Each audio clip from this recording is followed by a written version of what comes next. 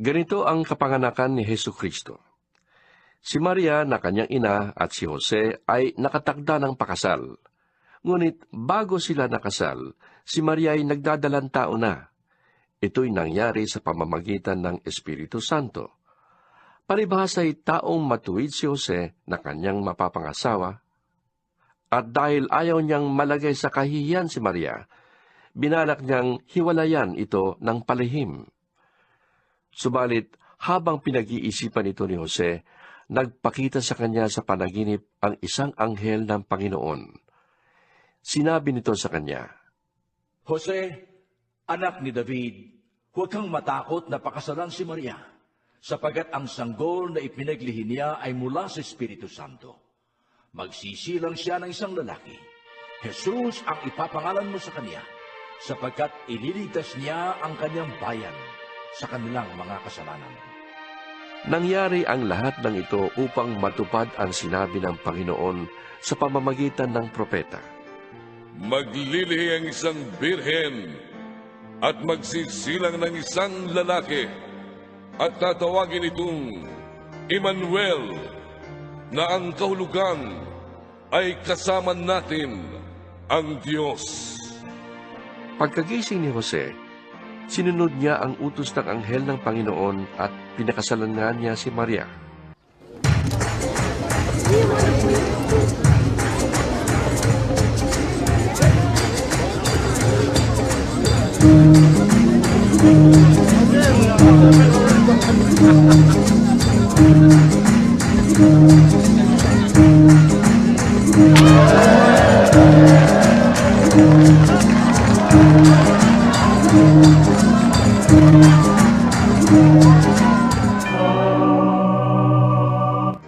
Ngunit hindi sinipingan ni Jose si Maria hanggang nagsilang siya ng isang anak na lalaki. Jesus ang ipinangalan ni Jose sa sanggol.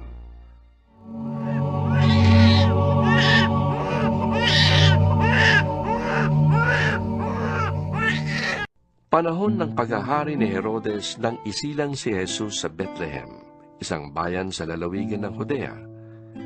May ilang pantas noon na dumating sa Jerusalem mula sa silangan. Nagtanong-tanong sila, Nasaan ang ipinanganak na hari ng mga Hudyo? Nakita namin sa silangan ng kanyang tala, kaya't naparito kami upang siya'y sambahin. Nang mabalitaan ito ni Haring Herodes, ay naligalig siya. Gayon din ang buong Jerusalem. Kaya't tinipon niya ang lahat ng mga punong pari ng mga Hudyo at mga tagapagturo ng kautusan ng bayan at sila'y tinanong, Saan ba ipapanganak ang Mesiyas? Sa Bethlehem na nasa Judea po, tugon nila, sapagkat ganito po ang isinulat ng propeta. Ikaw, Bethlehem, sa lupay ng Juda, ay hindi pinakahamak sa mga pangunahing bayan ng Juda, sapagkat sa iyo magmumula ang isang pinuno na mamamahala sa aking bayan Israel. palihim na ipinatawag ni Herodes ang mga pantas at inusisa kung kailan lumitaw ang tala. Pagkatapos, sila ay pinapunta niya sa Bethlehem na ganito ang bilin. Hanapin ninyong mabuti ang sanggol. Kapag nakita niyo siya, ipagbigay alam ninyo sa akin, upang ako malay makasamba rin sa kanya. Pagkarinig sa bilin ng hari, ay lumakad na nga ang mga pantas. Ganun na lamang ang kanilang tuwa nang makita nilang muli ang talang nakita nila sa silangan. Pinangunahan sila nito hanggang sa tumigil ito sa tapat ng kinaroroonan ng bata. Pagpasok sa bahay, nakita nila ang bata sa piling ni Maria na kanyang ina. Nagpatira pa sila at sumamba sa bata. Binuksan nila ang kanilang mga sisidlan at inihandog sa kanya ang dala nilang ginto, insenso at mira. Nang sila'y papauwi na, nakatanggap sila ng babala sa pamamagitan ng panaginip na huwag nang bumalik kay Herodes, kaya't nag-iba na sila ng daan. Pagkaalis ng mga pantas, nagpakita kay Jose sa panaginip ang isang anghel ng Panginoon. Sinabi nito sa kanya, Bumangon ka't dalhin mo agad sa Ehipto ang mag-ina. Hahanapin ni Herodes ang bata upang patayin. Kaya huwag kang aalis doon hanggat hindi ko sinasabi sa iyo. Dali-daling bumangon si Jose at nang gabi ring iyon, dinala niya sa Ehipto ang mag-ina. Doon sila nanirahan hanggang sa mamatay si Herodes. Sa gayon, natupad ang sinabi ng Panginoon sa pamamagitan ng propeta. Tinawag ko ang aking anak mula sa Ehipto. Galit na galit si Herodes nang malaman niyang nilinlang siya ng mga pantas. Kaya't ipinapatay niya ang lahat ng batang lalaki sa Bethlehem at sa palibot nito mula sa gulang na 2 taon pababa, batay sa panahong sinabi sa kanya ng mga pantas.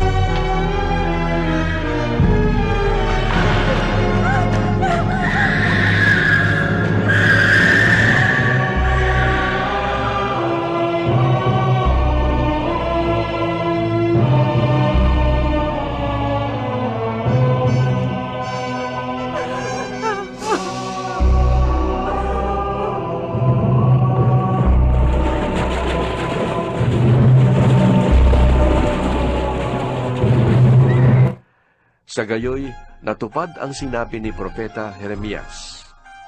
Narinig sa Rama ang malakas na panagoy. Tinatangisan ni Raquel ang kanyang mga anak. Hindi siya maliw dahil sa pagkamatay nila.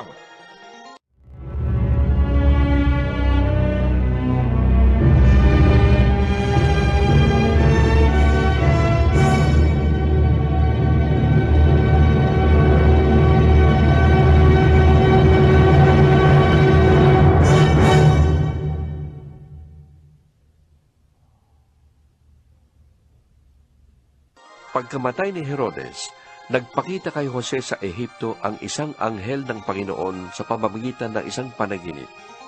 Sinabi sa kanya ng anghel, Bumangon ka. Iuwi mo na sa Israel ang mag-ina, sapagkat patay na ang mga nagtatangka sa buhay ng bata.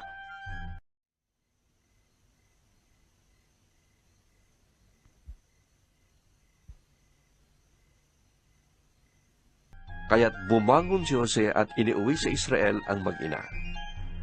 Ngunit nang mabalitaan niyang naghahari sa Judea si Arkelao na anak ni Herodes, natakot siyang pumunta roon.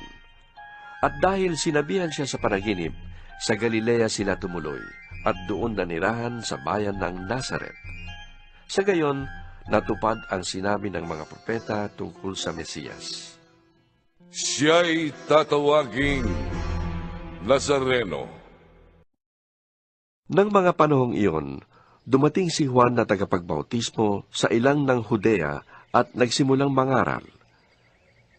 Ganito ang kanyang sinasabi, Pagsisihan na ninyo at talikdan ang inyong mga kasalanan, sapagkat malapit nang maghari ang Diyos. Dumating si Jesus sa Jordan mula sa Galilea upang magpabautismo kay Juan. Tumutol si Juan, Ako po ang dapat magpabautismo sa inyo. Bakit kayo nagpapabautismo sa akin? Sumagot si Jesus, Hayaan mong ito ang mangyari ngayon, sapagkat nararapat nating tuparin ang lahat ng ipinapagawa ng Diyos.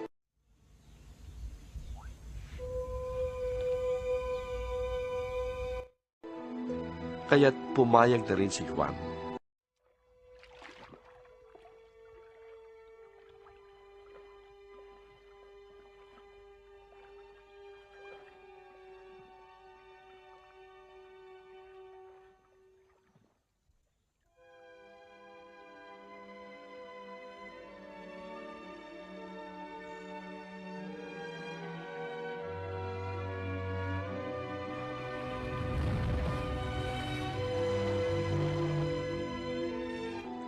Nang mabautismohan na si Jesus, agad siyang umahon sa tubig. Nabuksan ang langit at nakita ni Jesus ang Espiritu ng Diyos na bumababang parang isang kalapate at dumapo sa kanya. At isang tinig mula sa langit ang nagsabi, Ito ang minamahal kong anak, na lubos kong kinalulugdan.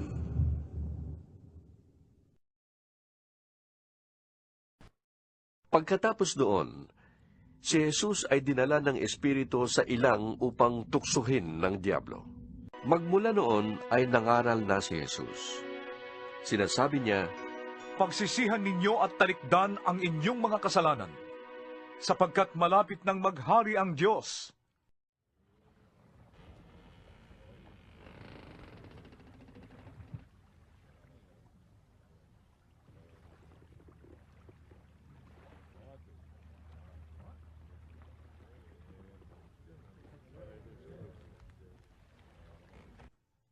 minsan, naglalakad si Jesus sa tabi ng lawa ng Galilea. Nakita niyang naghahagis ng lambat sa dagat ang dalawang mangingisda, si Simon na tinatawag ding Pedro at ang kapatid niyang si Andres.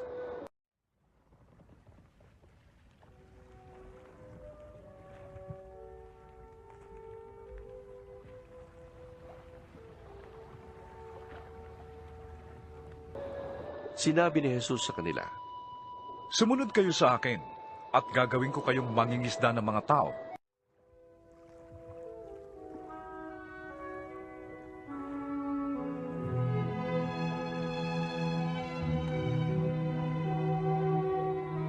noon di iniwan nila ang kanilang mga lambat at sumunod kay Jesus.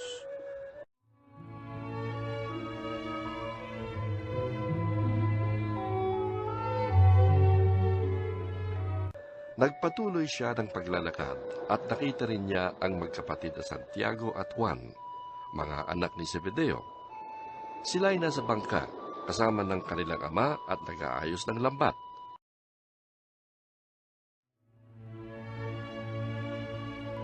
Tinawag din sila ni Jesus. Agad nilang iniwan ang bangka at ang kanilang ama at sumunod kay Jesus.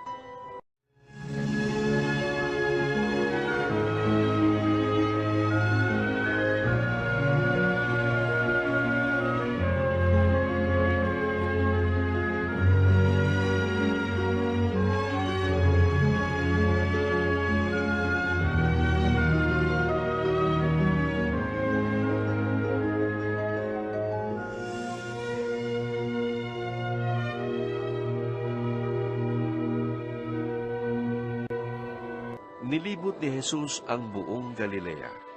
Nagtuturo siya sa mga sinagoga at ipinapangaral ang magandang balita tungkol sa paghahari ng Diyos. Pinagagaling din niya ang lahat ng mga may sakit.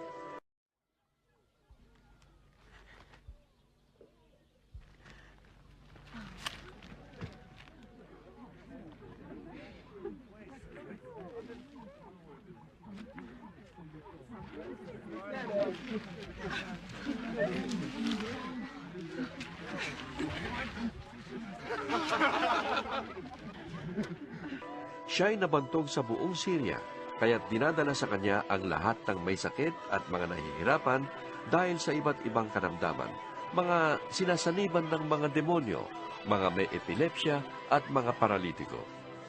Silang lahat ay kanyang pinagaling.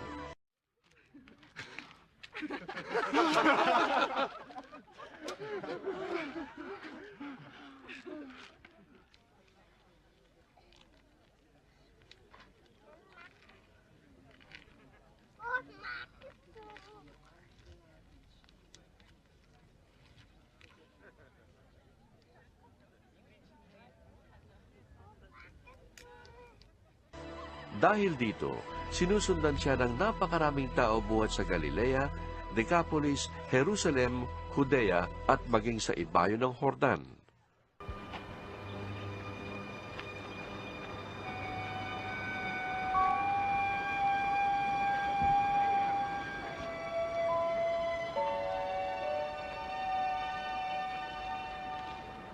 Lumapit sa kanya ang isang ketongin at dumuhod sa harapan niya. Ginoo, Sabi ng ketongin, Kung ibig po ninyo, ako'y inyong mapapagaling.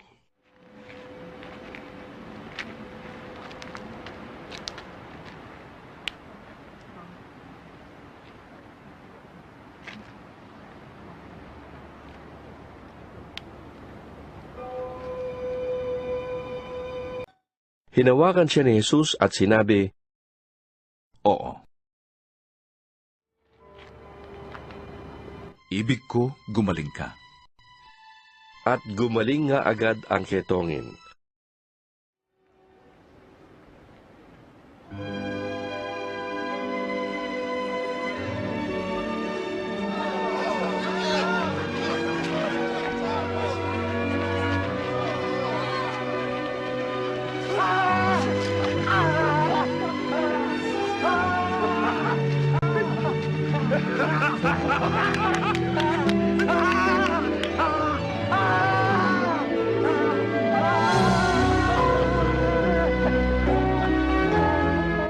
Pagkatapos, sinabi sa kanya ni Jesus, Huwag mo itong sasabihin kanino man. Pumunta ka't magpasuri sa pare. Pagkatapos mag-alay ka ng handog na iniutos ni Moises, bilang patotoo sa mga tao na magaling ka na. Pumunta si Jesus sa bahay ni Pedro at nakita niya ron ang biyanan nito na nakaratay at nilalagnat. Hinawakan ni Jesus ang kamay ng babae at ito'y gumaling agad, umangon at naglingkod sa kanya.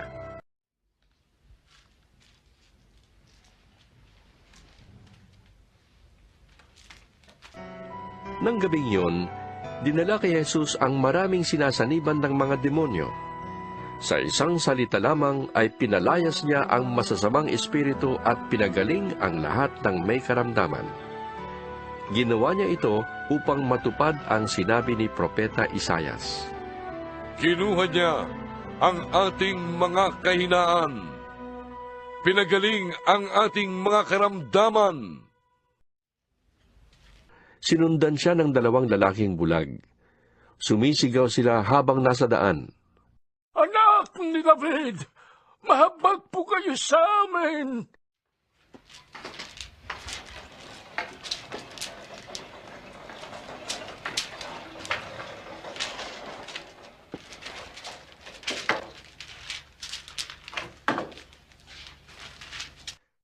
Nang si Jesus ay nasa loob na ng bahay, lumapit sa kanya ang mga bulag.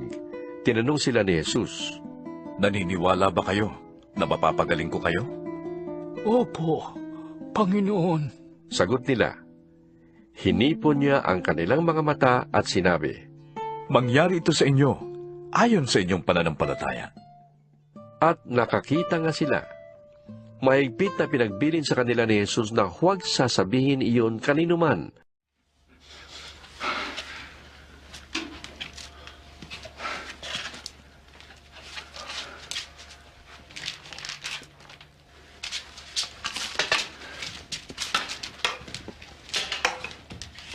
Ngunit nang sila'y makaalis, ipinamalita nila sa buong lupaing iyon ang ginawa sa kanila ni Jesus.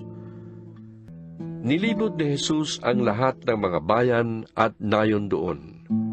Sa pagtuturo niya sa kanilang mga sinagoga, ipinangaral niya ang magandang balita tungkol sa paghahari ng Diyos at pinagaling ang mga may sakit sa anumang karamdaman. Nang makita niya ang napakaraming tao, nahabag siya sa kanila, sapagkat sila'y nanlulupaypay at litong-lito, parang mga tupang walang pastol.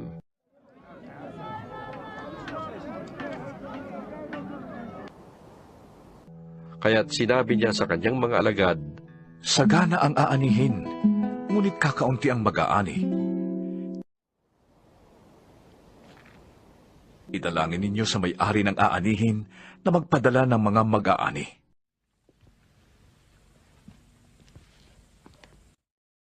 Tinipon ni Jesus ang 12 alagad at binigyan sila ng kapangyarihang magpalayas ng masasamang espiritu at magpagaling ng mga may karamdaman. Ang 12 ito'y sinugo ni Jesus at kanyang pinagbilinan. Huwag kayong pupunta sa lugar ng mga hentil o sa alinmang bayan ng mga Samaritano. Sa halip, Hanapin ninyo ang mga nawawalang tupa ng sambahayan ng Israel. Humayo kayo't ipangaral na malapit ng maghari ang Diyos. Pagalingin ninyo ang mga may sakit at buhayin ang mga patay. Pagalingin ninyo ang mga kiadongin at palayasin ang mga demonyo. Yamang tumanggap kayo ng walang bayad, magbigay naman kayo ng walang bayad. Huwag kayong magdala ng pera, maging ginto, pilak o tanso. Sa inyong paglalakbay, huwag din kayong magbaon ng pagkain, bihisan, pampalit na sandalyas o tungkod, sapagkat ang manggagawa ay karapat-dapat tumanggap ng kanyang kailangan upang mabuhay. Saan mang bayan o nayon kayo dumating, humanap kayo ng taong karapat-dapat pakituluyan at kayo ay tumuloy sa bahay niya habang kayo'y nasa lugar na yon.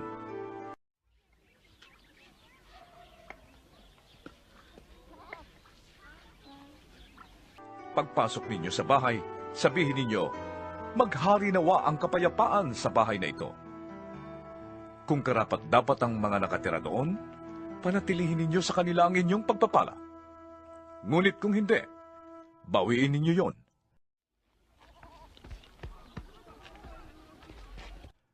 At kung ayaw kayong tanggapin o pakinggan sa isang tahanan o bayan, umalis kayo roon at ipagpag ninyo ang alikabok sa inyong mga paa.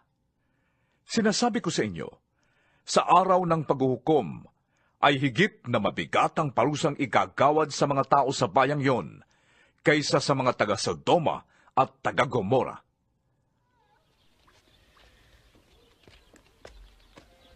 Alalahanin ninyo, sinusugo ko kayo na parang mga tupa sa gitna ng mga asong gubat. Kaya't maging matalino kayong gaya ng ahas at matapat gaya ng kalapati. Mag-ingat kayo, sapagkat may mga taong magbibintang sa inyo sa harap ng Sanhedrin. Hahagupitin kayo sa mga sinagoga dahil sa akin. Ihaharap kayo sa mga gobernador at sa mga hari, subalit magpapatotoo kayo sa harap nila at ng mga hentil. Kapag nililitis na kayo, huwag kayong mabahala kung ano ang sasabihin ninyo o kung paano kayo magpapatotoo. Pagdating ng oras, ito ipagkakaloob sa inyo. Hindi kayo ang magsasalita, kundi ang Espiritu ng inyong Ama ang magsasalita sa pamamagitan ninyo. Ipapahamak ng kapatid ang kanyang kapatid upang ipapatay. Gayon din ang gagawin ng ama sa kanyang anak. Lalaban ng mga anak sa kanilang mga magulang at ipapapatay nila ang mga ito. Kapopuotan kayo ng lahat dahil sa akin. Ngunit ang mananatiling tapat hanggang wakas ang siyang maliligtas. Kapag inusig kayo sa isang bayan, tumakas kayo sa kasunod. Sinasabi ko sa inyo, bago ninyo mapuntahan ang lahat ng bayan ng Israel, ay darating na ang anak ng tao. Walang alagad na nakakahigit sa kanyang guro, at walang aliping nakakahigit sa kanyang Panginoon. Sapat nang matulad ang alagad sa kanyang guro, at ang alipin sa kanyang Panginoon. Kung ang ama ng sambahayan ay tinawag nilang Beelzebul, lalo na nilang lalaitin ang kanyang mga kasambahay. Kaya huwag kayong matakot sa kanila. Walang natatago na di malalantad, at walang nalilihim na di mabubunyag. Ang sinasabi ko sa inyo sa dilim, ay ulitin ninyo sa liwanag, at ang ibinubulong sa inyo ay inyong ipagsigawan. Huwag ninyong katakutan ang pumapatay ng katawan, ngunit hindi naman nakakapatay ng kaluluwa. Sa halip, ang katakutan ninyo ay ang Diyos na nakakalipol ng kaluluwa at katawan sa impyerno.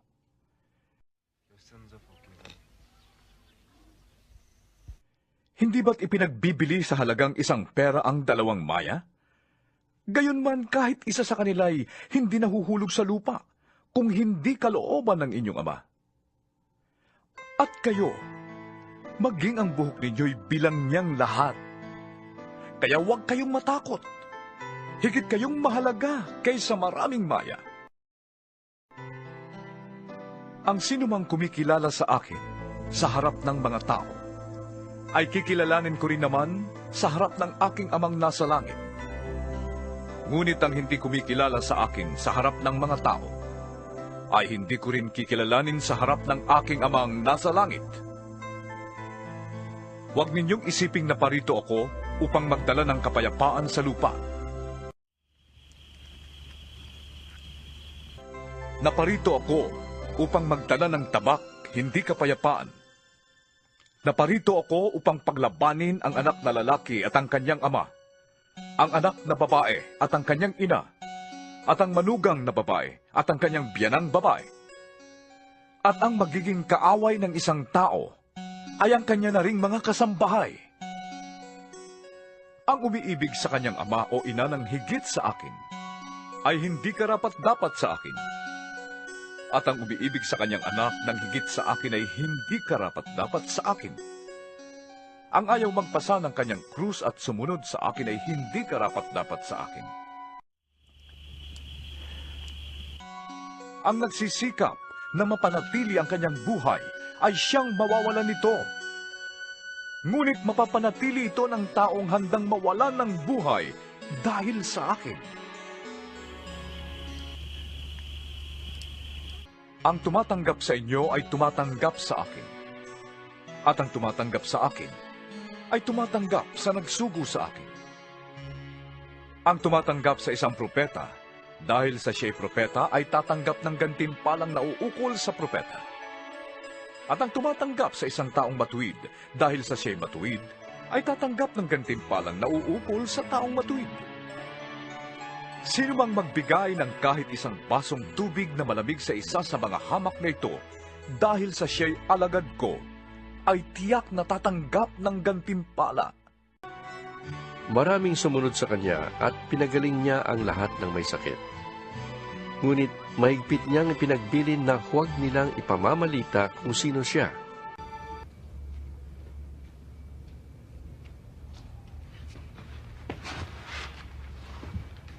Dinala noon kay Jesus ang isang lalaking bulag at pipi na sinasaniban ng demonyo.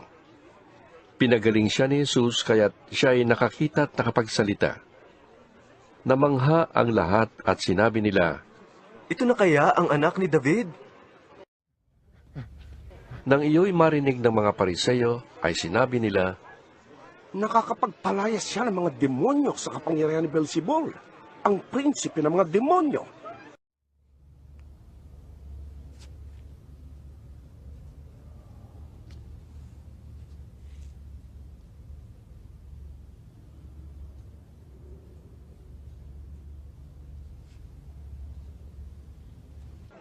alam ni Jesus ang kanilang iniisip, kaya't sinabi niya, Ang bawat kahariang nahahati at naglalaban-laban ay pabagsak. At alinmang bayan o sambahayang naglalaban-laban ay mawawasak. Kaya't kung si Satanas ang nagpapalayas kay Satanas, kinakalaban niya ang kanyang sarili. Paanong mananatili ang kanyang kaharian? Kung ako'y nagpapalayas ng mga demonyo sa kapangyarihan ng Beelzebul, kaninong kapangyarihan naman nagpapalayas ng demonyo ang inyong mga tagasunod? Ang mga tagasunod ninyo ang magpapatunay na maling-mali kayo.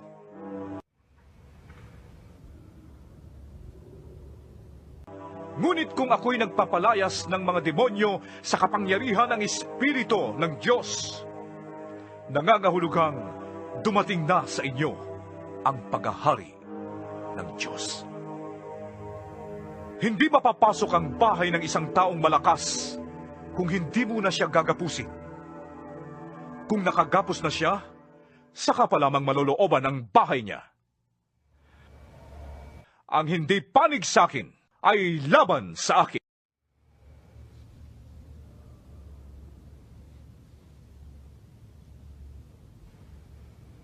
At ang hindi ko kasama sa pag-iipon ay nagkakalat.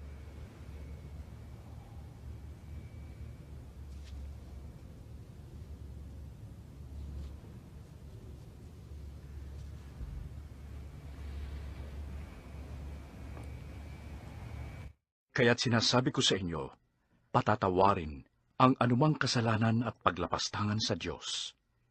Ngunit hindi patatawarin ang anumang paglapastangan sa Espiritu Santo. Ang sinumang magsalita laban sa anak ng tao ay mapapatawad. Ngunit ang sinumang magsalita laban sa Espiritu Santo ay hindi mapapatawad. Maging sa buhay na ito o sa kabilang buhay. Sinasabi ninyong mabuti ang punong kahoy. Kung mabuti ang kanyang bunga, at masama ang punong kahoy kung masama ang kanyang bunga.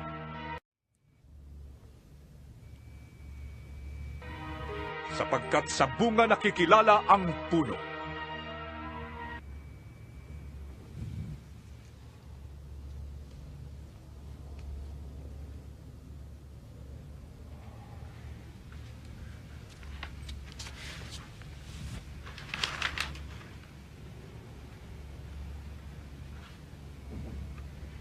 Kayong mga ulupong! Paano kayong makapagsasabi ng mabubuting bagay gayong kayo'y masasama? Kung ano ang nag-uumapaw sa puso ay siyang sinasabi ng bibig. Mabuting sinasabi ng mabuting tao sapagkat puno ng kabutihan ang kanyang puso. Masama ang sinasabi ng masamang tao sapagkat puno ng kasamaan ang kanyang puso. Tandaan ninyo, sa araw ng paghuhukom, pananagutan ng tao ang bawat walang kabuluhang salitang sinabi niya. Pawawalang sala ka o parurusahan batay sa iyong mga salita. Nakarating kay Herodes na pinuno ng Galilea ang balita tungkol kay Jesus, kaya't nasabi niya sa kanyang mga lingkod, Si Juan na tagapagbautismo yun. Siya'y muling nabuhay, kaya't nakakagawa ng mga himala. Itong si Herodes ang nagpahuli kay Juan. Ipinagapos niya ito at ipinabilanggo dahil kay Herodias na asawa ng kapatid niyang si Felipe, sapagkat sinabi ni Juan kay Herodes, Hindi matuwid na magsama kayo ng asawa ng inyong kapatid. Ibig ni Herodes na ipapatay si Juan, ngunit natatakot siya sa mga Hudyo, sapagkat kinikilala nilang propeta si Juan na tagapagbautismo. Nang sumapit ang kaarawan ni Herodes, sumayaw ang anak na babae ni Herodias sa harap ng mga panauhin. Labis na nasihan si Herodes, kaya't sumumpa siyang ibibigay sa dalaga ang anumang hingin nito.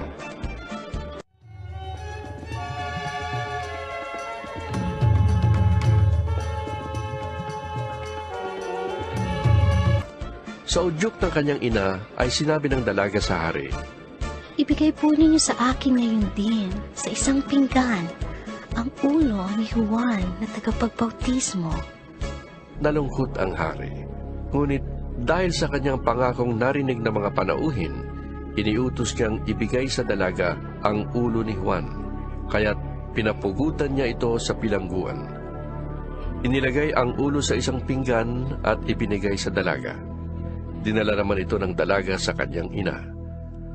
Dumating ang mga alagad ni Juan, kinuha ang kanyang bangkay at inilibing. Pagkatapos, ibinalita nila kay Jesus ang nangyari. Nang marinig ni Jesus ang pagkamatay ni Juan, sumakay siya sa isang bangka at pumunta sa isang lugar na walang tao.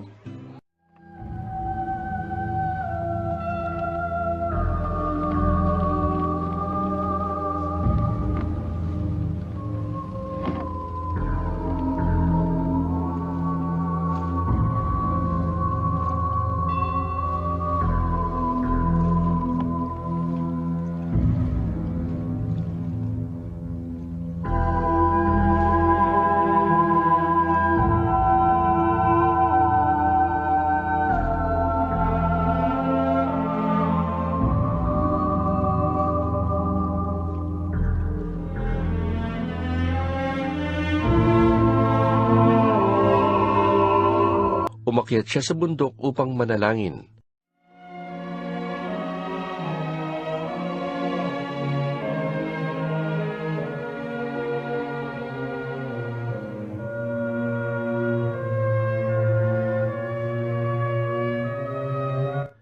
Nag-iisa siyang inabot doon ng gabi. Samantala, ang bangka ay nasa laot na at sinasalpok ng mga alon sapagkat pasalungat sa hangin.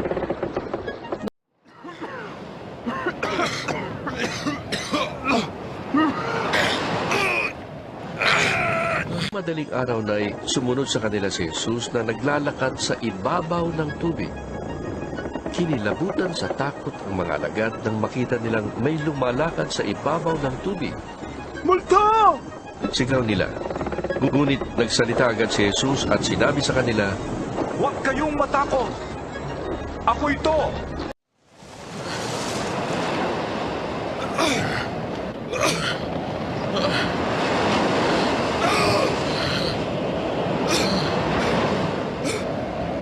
Sinabi ni Pedro, Panginoon, kung talagang kayo nga yan, papuntahin ninyo ako sa inyo, diyan sa tubig. sumagot siya. Halika! Mula sa bangka, lumakad si Pedro sa ibabaw ng tubig papunta kay Jesus.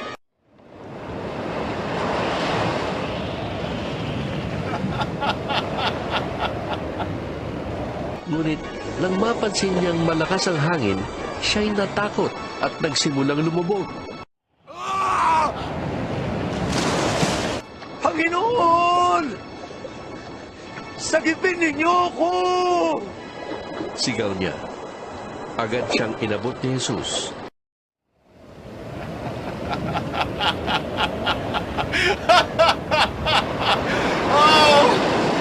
Bakit ka nag-alinlangan?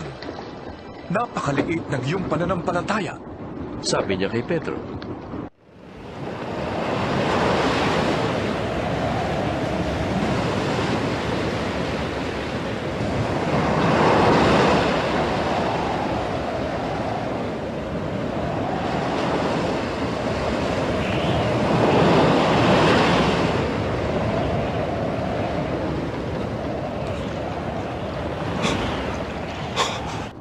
Pagkasakay nila sa bangka, tumigil ang hangin at sinamba siya ng mga nasa bangka.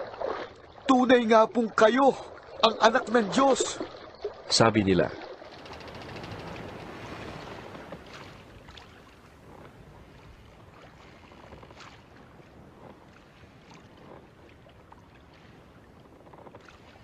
Lumapit kay Jesus ang ilang Pariseo at mga tagapagturo ng kautusan na galing sa Jerusalem at siya'y tinanong nila, Bakit nilalabag ng mga alagad mo ang mga turong minana natin sa ating mga ninuno? Kumakain sila nang hindi muna nanguhugas ng kamay ayon sa paraang ipinag-uutos. Sinagot sila ni Jesus, Bakit naman ninyo nilalabag ang utos ng Diyos dahil sa inyong minanang mga turo?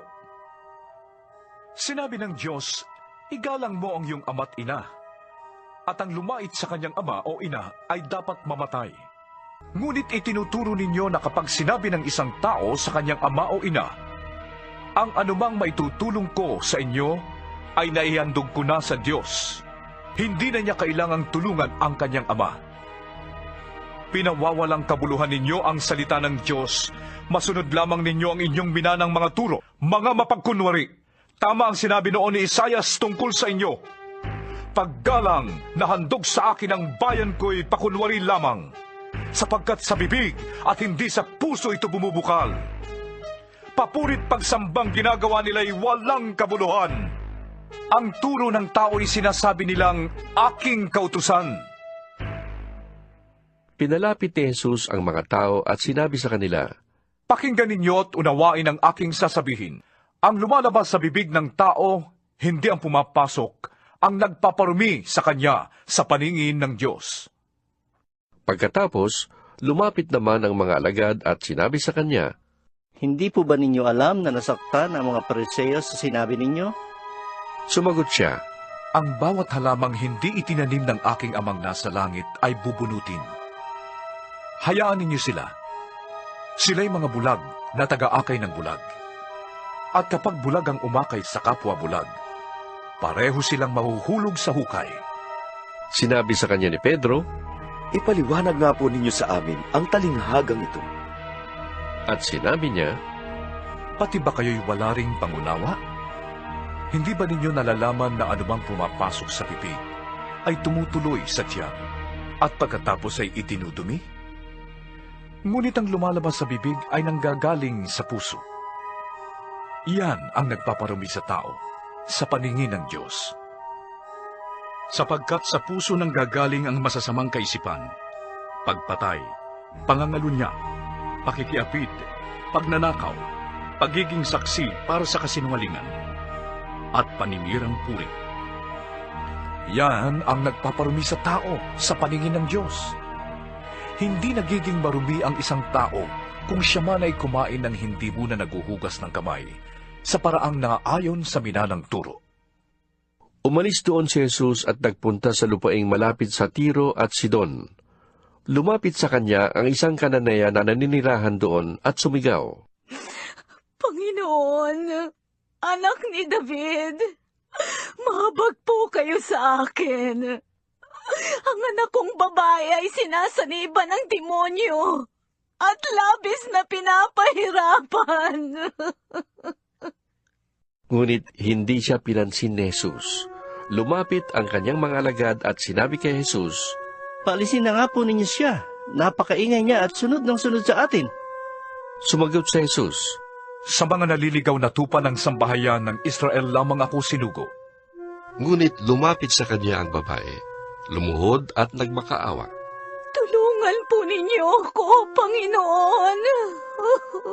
Sumagot si Jesus, Hindi dapat kunin ang pagkain ng mga bata upang ihagis sa mga aso. Tunay nga po, Panginoon. Tugon ng babae, Ngunit ang mga aso man po ay kumakain ng mumong nalalaglag sa hapag ng kanilang Panginoon. At sinabi sa kanya ni Jesus, Napakalaki ng iyong pananampalataya. Mangyayari ang hinihiling mo. At noon di gumaling ang kanyang anak. Pag-alis doon, nagbalik si Jesus sa tabi ng lawa ng Galilea. Umakyat siya sa bundok at naupo. Nagdatingan naman ang napakaraming taong may dalang mga pilay, bulag, lumpo, pipi at marami pang iba. Inilagay nila ang mga may sakit sa paanan ni Jesus at sila'y pinagaling niya. Namangha ang mga tao nang makita nilang nakakapagsalita na ang mga pipi. Gumaling ang mga lumpo, nakakalakad na ang mga pilay, at nakakakita na ang mga bulag. At nagpuri sila sa Diyos ng Israel. Tinawag ni Jesus ang kanyang mga alagad at sinabi sa kanila, Nahahabag ako sa mga taong ito. 3 araw na ngayong kasama natin sila at wala na silang pagkain. Ayokong paalisin sila ng gutom. Baka sila mahilo sa daan. Sinabi naman ng mga alagad, Saan po tayo kukuha ng sapat na pagkain? Para sa ganito karaming tao sa ilang na ito. Ilang tinapay ang nariyan? Tanong ni Jesus sa kanila. 7 po. Sagot nila, At mayroon pang ilang maliliit na isda. Pinaupo ni Jesus sa lupa ang mga tao. Kinuha niya ang 7 tinapay at ang mga isda at nagpasalamat siya sa Diyos. Pagkatapos, pinaghati-hati niya ang mga iyon at ibinigay sa mga alagad upang ipamahagi sa mga tao. Nakakain ang lahat at nabusog. At nang tipunin ng mga alagad ang tinapay na lumabis, nakapuno sila ng 7 kaing. May 4,000 lalaki ang kumain, bukod pa sa mga babae at mga bata. Pinauwi ni Jesus ang mga tao, saka siya sumakay sa bangka at nagtungo sa lupain ng Magadan. Lumapit kay Jesus ang ilang Pariseo at Saduseo. Naghahanap sila ng may paparatang sa kanya, kaya't hiniling nilang magpakita siya ng isang tanda mula sa langit. Ngunit sumagot si Jesus, Kapag dapit hapon ay sinasabi ninyo, magiging maganda ang panahon bukas dahil maaliwalas ang langit. At kung sa umaga na may sinasabi ninyo, uulan ngayon dahil madilim ang langit. Nakakabasa kayo ng palatandaan sa langit, ngunit hindi ninyo mabasa ang mga palatandaan ng kasalukuyang panahon? Lahing masama at di tapat sa Diyos. Naghahanap kayo ng tanda, ngunit walang ipapakita sa inyo maliban sa himalang nangyari kay Jonas. At iniwan sila ni Jesus. Nang tumawid sa ibayo ang mga alagad, nakalimutan nilang magdala ng tinapay. Sinabi ni Jesus sa kanila, Mag-ingat kayo sa libadura ng mga Pariseo at mga Saduseyo. Nag-usap-usap ang mga alagad. Kasi wala tayong dalang tinapay, kaya sinabi niya yon. Alam ni Jesus ang pinag-uusapan nila kaya't sila'y tinanong. Bakit ninyo pinag-uusapan kayo'y walang dalang tinapay? Napakaliit ng inyong pananampalataya. Wala pa ba kayong pagkaunawa hanggang ngayon? Nakalimutan na ba ninyo kung paanong pinaghati-hati ang 5 tinapay para sa 5,000 tao? Ilang taing na tinapay ang lumabis? Gayon din, ang 7 tinapay para sa 4,000. Ilang kaing na tinapay ang lumabis? Hindi tungkol sa tinapay ang sinasabi ko nang sabihin ko sa inyong mag-ingat kayo sa libadura ng mga Pariseo at mga Saduseyo. Hindi ba ninyo maunawaan ito? At naging maliwanag sa kanila na sila'y pinag-iingat niya sa mga turo ng mga Pariseo at mga Saduseyo at hindi sa pampaalsang ginagamit sa tinapay.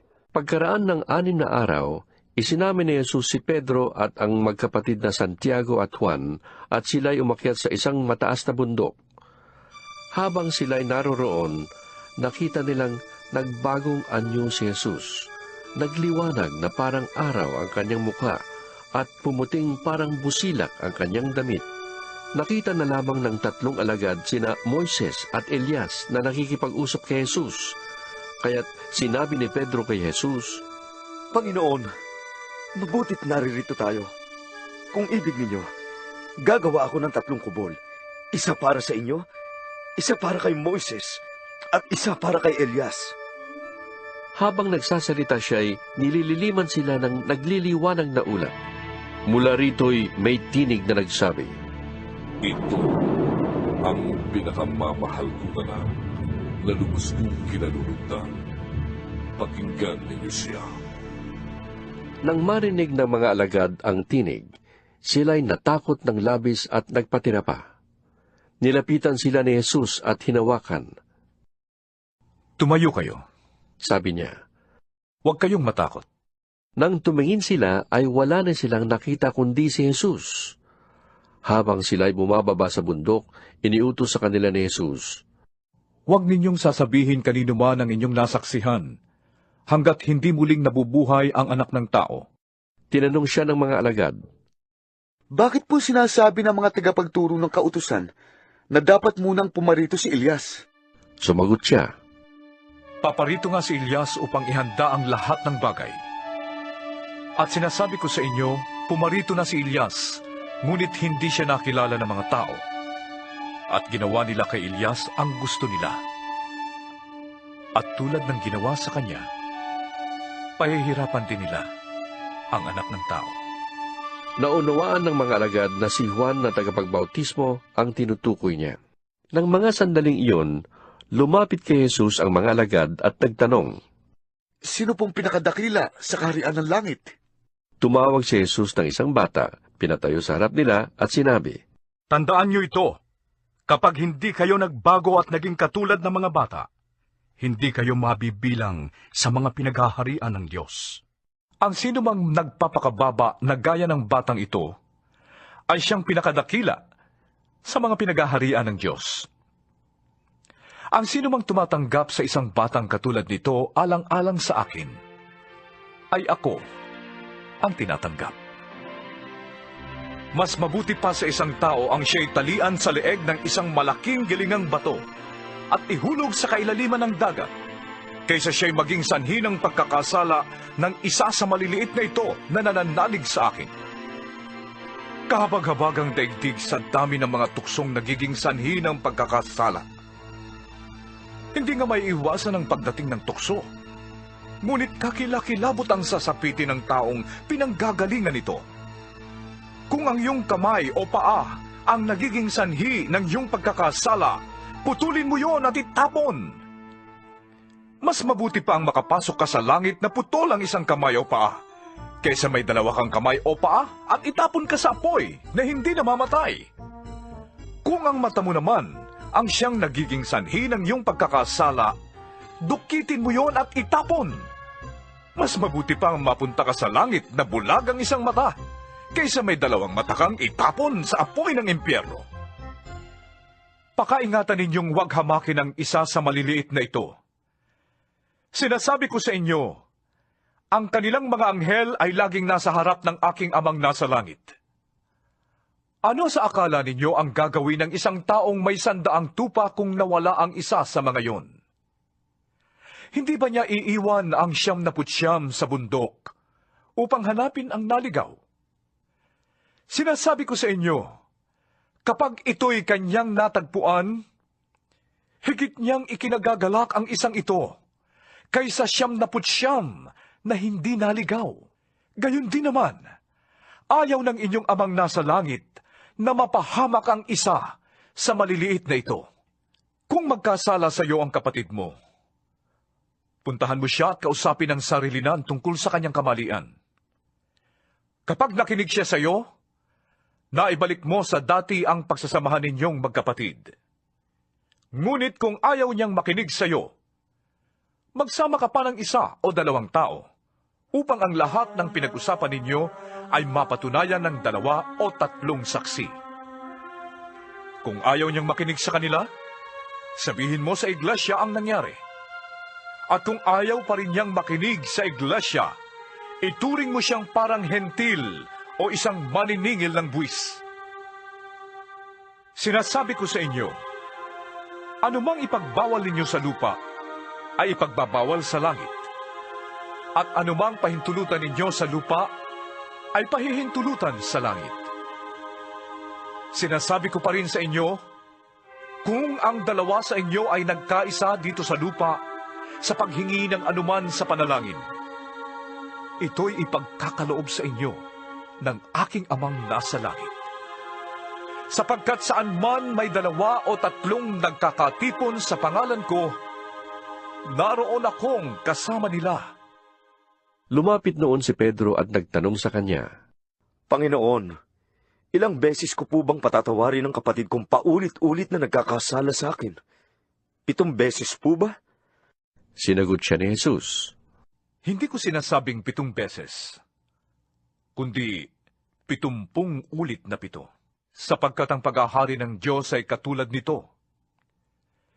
Ipinasya ng isang haring hingan ng ulat ang kanyang mga tauhan tungkol sa kanilang pamamahala. Unang dinala sa kanya ang aliping may utang na milyon-milyong piso. Dahil sa siya'y walang may bayad, iniutos ng hari na ipagbili siya, pati ang kanyang asawa, mga anak, at lahat ng kanyang ari-arian upang makabayad. Lumuhod ang taong ito sa harapan ng hari at nagmakaawa. Bigyan pa ninyo ko ng panahon, at babayaran ko sa inyo ang lahat. Naawa sa kanyang hari. Kaya't pinatawad siya sa kanyang pagkakautang at pinalaya. Ngunit pagkaalis niya roon, ay nakatagpo niya ang isa niyang kamanggagawa na may utang na 200 piso sa kanya. Sinunggaban niya ito sa leeg, sabay sigaw, magbayad ka ng utang mo. Lumuhod ito at nagmakaawa sa kanya. Bigyan mo po ako ng panahon at babayaran kita. Ngunit hindi siya pumayag. Sa halip, ito'y ipinabilanggo niya hanggang sa makabayad. Labis na nagdamdam ang ibang mga tauhan ng hari nang malaman yon. Kaya't pumunta sila sa hari at isinumbong ang buong pangyayari. Ipinatawag ng hari ang malupit na tauhan. Ikaw, napakasama mo, sabi niya. Pinatawad kita sa utang mo sapagkat nagmakaawa ka sa akin. Nahabag ako sa iyo. Hindi ba't dapat ka rin sanang nahabag sa kapwa mo? At sa galit ng hari, siya'y ipinabilanggo hanggang sa mabayaran ang lahat ng kanyang utang. Gayon din ang gagawin sa inyo ng aking amang nasa langit, kung hindi ninyo patatawarin ng buong puso ang inyong mga kapatid. Ang paghahari ng Diyos ay maitutulad sa isang may-ari ng ubasan na lumabas ng maagang maaga upang humanap ng manggagawa. Nang magkasundo na sila sa upa na 1 denaryo sa maghapon, ang mga manggagawa ay pinapunta niya sa kanyang ubasan. Lumabas siyang muli nang mag-aalas 9 ng umaga.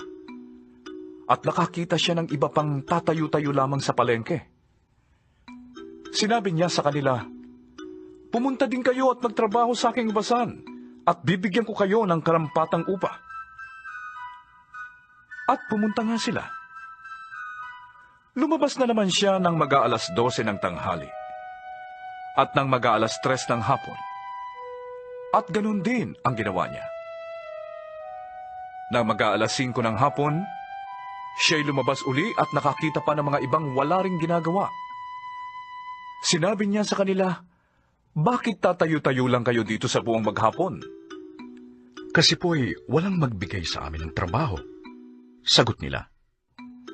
At sinabi niya, "Kung gayon, pumunta kayo at magtrabaho sa aking ubasan."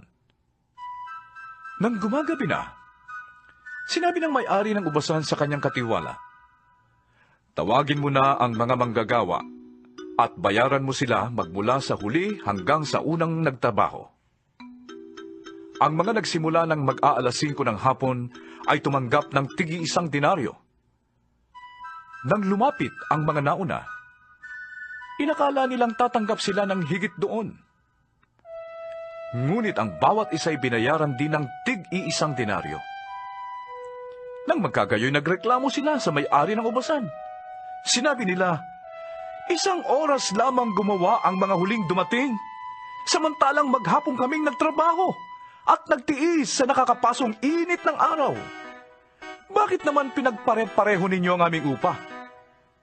Sumagot ang may-ari ng ubasan sa isa sa kanila, "Kaibigan, hindi kita dinadaya. Hindi ba't nagkasundo tayo sa 1 denaryo? Kunin mo ang para sa'yo at umalis ka na. Ano sa'yo kung ibig kong bayaran ang nahuli ng tulad ng bayad ko sa'yo? Wala ba akong karapatang gawin sa ari-ariang ko ang aking maibigan? Kayo ba'y naiinggit dahil sa ako'y nagmagandang loob sa iba?" At sinabi ni Jesus, "Ang nahuhuli ay mauuna, at ang nauuna ay mahuhuli." Nang nasa daan na sila papuntang Jerusalem, ibinukod ni Jesus ang 12 alagad at sinabi sa kanila, "Pupunta tayo sa Jerusalem. Do'y ipagkakanulo ang Anak ng Tao sa mga punong pari ng mga Hudyo at sa mga tagapagturo ng kautusan. Siya'y hahatulan ng kamatayan at ibibigay sa mga hentil. Siya'y tutuyain, hagupitin, at ipapako sa krus. Ngunit muli siyang bubuhayin ng Diyos sa 3 araw." Lumapit kay Jesus ang asawa ni Zebedeo kasama ang 2 niyang anak na lalaki. Lumuhod siya sa harapan ni Jesus upang sabihin ang kanyang kahilingan. "Ano ang gusto mo?" Tanong ni Jesus. Sumugot siya, "Sana po'y paupuin ninyo sa inyong tabi ang 2 kong anak na ito, isa sa kanan at isa sa kaliwa, kapag naghahari na kayo." "Hindi ninyo nalalaman ang inyong hinihingi," sabi ni Jesus sa kanila. "Matitiis ba ninyo ang hirap na titiisin ko?" Opo, tugon nila. At sinabi ni Jesus, "Daranasin nga ninyo ang hirap na titiisin ko. Ngunit wala sa akin ang pagpapasya kung sino ang mauupo sa aking kanan at sa aking kaliwa. Ang mga upuang iyo'y para sa mga pinaglaanan ng aking Ama." Nang marinig ito ng 10 alagad, nagalit sila sa magkapatid. Dahil dito, pinalapit sila ni Jesus at sinabi sa kanila, "Alam ninyo na ang mga pinuno ng mga hentil ang naghahari sa kanila, at ang mga dinadakila ang siyang nasusunod. Ngunit hindi ganyan ang dapat umiral sa inyo. Sa halip, ang sinuman sa inyo na ibig maging dakila ay dapat maging lingkod ng iba. At sinuman sa inyo na ibig maging pinuno ay dapat maging alipin ninyo, tulad ng Anak ng Tao na naparito.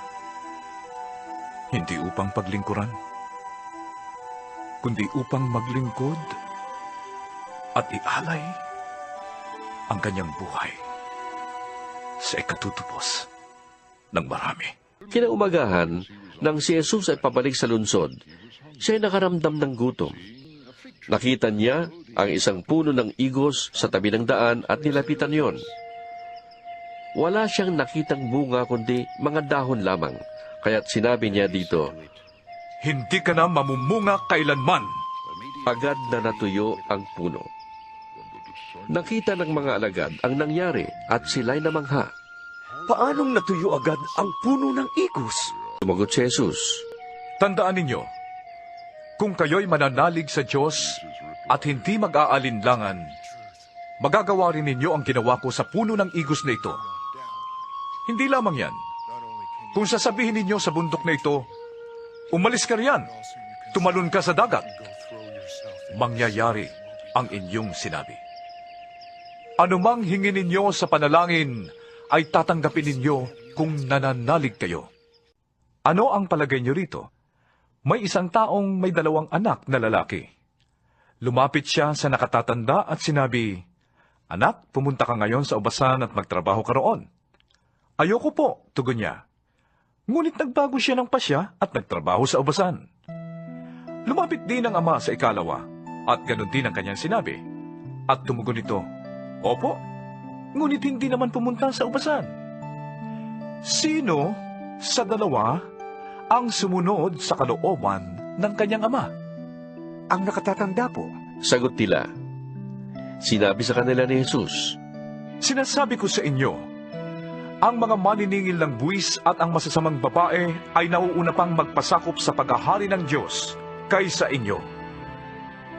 Sapagkat naparito sa inyo si Juan at ipinakilala ang matuwid na pamumuhay at hindi ninyo siya pinaniwalaan. Ngunit naniwala sa kanya ang mga maniningil ng buwis at ang masasamang babae. Nakita niyo ito, subalit hindi pa rin kayo nagsisi at naniwala sa kanya. Muling nagsalita sa kanila si Jesus sa pamamagitan ng talinghaga. Sinabi niya, Ang paghahari ng Diyos ay katulad nito. May isang haring nagdaos ng isang handaan para sa kasal ng kanyang anak na lalaki. Sinugo niya ang kanyang mga utusan upang tawagin ang mga inanyayahan. Ngunit ayaw nilang dumalo. Muli siyang nagsugo ng ibang mga utusan at kanyang pinagbilinan ng ganito.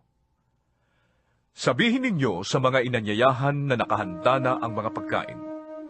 Napatay na ang aking mga baka at mga pinatabang guya, at handa na ang lahat. Halina kayo. Ngunit hindi ito pinansin ng mga inanyayahan. Sa halip, pumunta sila sa kani-kanilang lakad. May pumunta sa kanyang bukid at meron namang nag-asikaso ng kanyang negosyo. Sinunggaban naman ng iba ang mga utusan, hinamak at pinatay. Galit na galit ang hari, kaya't pinapunta niya ang kanyang mga kawal. Ipinapuksa ang mga mamamatay taong yon at ipinasunog ang kanilang lungsod. Pagkatapos, sinabi niya sa kanyang mga utusan, Nakahanda na ang mga pagkain, ngunit hindi karapat-dapat ang mga inanyayahan. Pumunta kayo sa mga lansangang matao at inyong anyayahan sa kasalan ang lahat ng makita ninyo. Pumunta nga sa mga pangunahing lansangan ang mga utusan at isinama nila ang lahat ng kanilang natagpuan, masasama't mabubuti, at napuno ng mga panauhin ang bulwagang pangkasalan. Pumasok ang hari upang tingnan ang mga panauhin. Nakita niya ang isang taong hindi nakadamit pangkasalan. Tinanong niya ito, Kaibigan, bakit ka pumasok dito nang hindi nakadamit pangkasalan? Hindi nakaimik ang tao. Kaya't sinabi ng hari sa mga katulong, Gapusin ninyo ang kanyang kamay at paa at itapon siya sa kadiliman sa labas. Dooy mananangis siya at magganggalit ang kanyang mga ngipin. Bilang pagtatapos, sinabi ni Jesus, Sapagkat marami ang tinatawag, ngunit kakaunti ang napili. Pagkatapos ay sinabi ni Jesus sa mga tao at sa kanyang mga alagad, Ang mga tagapagturo ng kautusan at ang mga Pariseo ang kinikilalang tagapagpaliwanag ng kautusan ni Moises. Kaya't gawin ninyo ang itinuturo nila at sundin ang kanilang iniuutos. Ngunit, huwag ninyong tularan ang kanilang ginagawa sapagkat hindi nila tinutupad ang kanilang ipinapangaral. Pinagpapasa nila ng mabibigat na dalahin ng mga tao, ngunit ni daliri ay ayaw nilang igalaw upang tumulong sa pagdadala ng mga yon. Pawang pakitang tao ang kanilang mga gawa. Nilalaparan nila ang mga lalagyan ng talata sa kanilang noot braso at hinahabaan ang palawit sa laylayan ng kanilang mga damit. Ang ibig nila ay ang mga upuang pandangal sa mga handaan at ang mga tanging upuan sa sinagoga. Gustong-gusto nilang iginagalang sila sa mga palengke at tawaging guro. Ngunit kayo, huwag kayong patawag na guro, sapagkat iisa ang inyong guro at kayong lahat ay magkakapatid.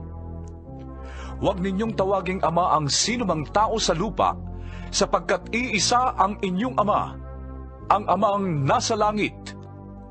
Huwag kayong patawag na tagapagturo, sapagkat iisa ang inyong Panginoon, ang Mesyas. Ang pinakadakila sa inyo ay dapat maging lingkod ninyo. Ang nagpapakataas ay ibababa, at ang nagpapakababa ay itataas. Kahabag-habag kayo, mga tagapagturo ng kautusan at mga Pariseo, mga mapagkunwari. Hinahadlangan ninyo ang mga tao upang hindi sila pagharian ng Diyos. Ayaw na ninyong magpasakop sa paghahari ng Diyos, hinahadlangan pa ninyo ang mga ibig magpasakop. Kahabag-habag kayo, mga tagapagturo ng kautusan at mga Pariseo, mga mapagkunwari. Nilalakbay ninyo ang karagatan at ginagalugad ang buong daigdig, makahikayat lamang kayo ng kahit isang hentil sa pananampalatayang Hudyo. Ngunit kung ito'y mahikayat na ninyo, ginagawa ninyo siyang masahol pa kaysa inyo, kaya't lalong may dahilan para siya'y parusahan sa impyerno. Kahabag-habag kayo, mga bulag na taga-akay. Itinuturo ninyo na kung gagamitin ninuman ang templo sa panunumpa, walang anuman ito. Ngunit, kung ang gagamitin niya ay ang ginto ng templo, dapat niyang tuparin ang kanyang sumpa. Mga bulag, mga hangal, alin ba ang mas mahalaga? Ang ginto o ang templong nagpapabanal sa ginto? Sinasabi rin ninyo na kung gagamitin ninuman ang dampana sa panunumpa, walang anuman ito. Ngunit, kung ang gagamitin niya ay ang handog na nasa dampana, dapat niyang tuparin ang kanyang sumpa. Mga bulag, alin ba ang mas mahalaga? Ang handog o ang dambanang nagpapabanal sa handog? Kaya nga, kapag nanumpa ang sinuman na saksi ang dambana, ginagawa niyang saksi ito at ang lahat ng handog dito. Kapag nanumpa ang sinuman na saksi niya ang templo, ginagawa niyang saksi ito at ang Diyos na nasa templo.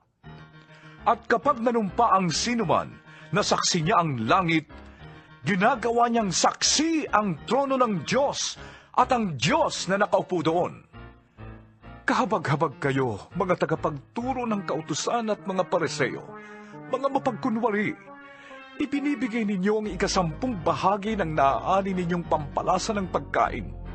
Ngunit kinakaligtaan naman ninyong isagawa ang mas mahalagang turo sa kautusan, ang katarungan, ang pagkahabag, at ang katapatan. Huwag ninyong kaligtaang gawin ang mga ito, kahit na tamang gawin ninyo ang pagbibigay ng 10 bahagi ng ani. Mga bulag na taga-akay, sinasala ninyo ang niknik sa inyong inumin, ngunit nilulunok naman ninyo ang kamelyo. Kahabag-habag kayo, mga tagapagturo ng kautusan at mga Pariseo, mga mapagkunwari. Nililinis ninyo ang labas ng tasa at pinggan. Ngunit ang mga yon ay puno ng kasakiman at pagiging makasarili. Bulag na Pariseo, linisin mo muna ang nasa loob ng tasa at pinggan, at magiging malinis din ang labas nito. Kahabag-habag kayo, mga tagapagturo ng kautusan at mga Pariseo, mga mapagkunwari. Ang katulad ninyo'y mga libingang pinaputi, magaganda sa labas, ngunit ang loob ay bulok at puno ng kalansay. Ganyan-ganyan kayo.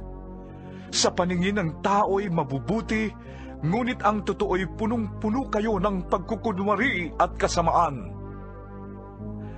Kahabag-habag kayo, mga tagapagturo ng kautusan at mga Pariseo, mga mapagkunwari. Ipinagpapatayo ninyo ng libingan ng mga propeta at pinapaganda ang mga puntod ng mga taong namuhay ng matuwid. Sinasabi pa ninyo, kung kami sana'y nabuhay sa kapanahunan ng aming mga ninuno, hindi kami sasama sa pagpatay sa mga propeta. Sa sinabi niyong yan, inaamin na ninyong kayo'y mga anak ng mga nagpapatay sa mga propeta. Sige, tapusin ninyo ang pinasimulan ng inyong mga ninuno. Mga ahas, lahi ng mga ulupong, hindi kayo makakaiwas na maparusahan sa impyerno?